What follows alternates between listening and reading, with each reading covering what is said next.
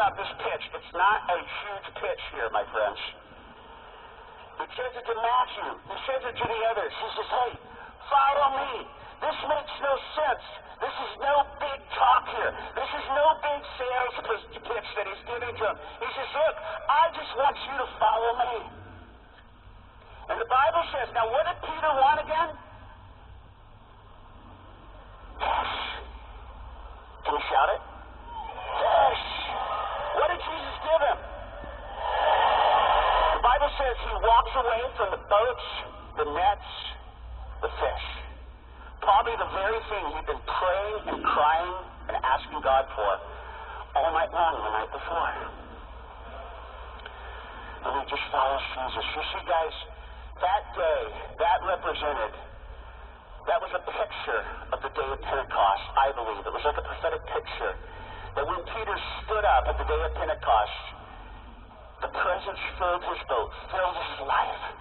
And the Bible says thousands came running. Thousands came running at the sound of the presence. At the sound of the presence, thousands responded. Thousands came running.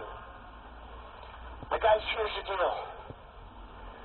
Jesus is looking at us and saying, listen, will you just lend me your boat? Will you lend me your boat? I could do far more with it than you could ever do. Will you lend me your life? One day we had this guy who was a part of the Latin Kings, which is the largest gang in our area outside of the Mafia in Chicagoland. And we had this gang member whose street name was Hitler. He was the number 2 guy in the gang. And he was a killer, he was very bad, and his girlfriend started coming to our church. And his son too. They weren't married, but every year I do a talk in our church. I do a 2-week talk on sex.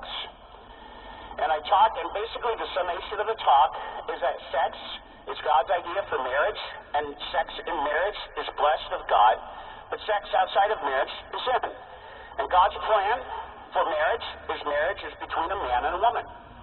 And that's God's best for you, and if you want your life to be blessed and you want to have the best sex, that's God's plan for our lives. And so this young woman, she goes back home, and this guy's street name again is Hitler, and she tells Hitler, she goes, I'm not having sex with you anymore, because Robbie said sex outside of marriage is sin, and it breaks God's heart, and I'm not going to break God's heart. And you can imagine what happened. You know, a warm feeling came over Hitler. Tears began to stream down his face, and he goes, I love Robbie. He's a good man. Let's do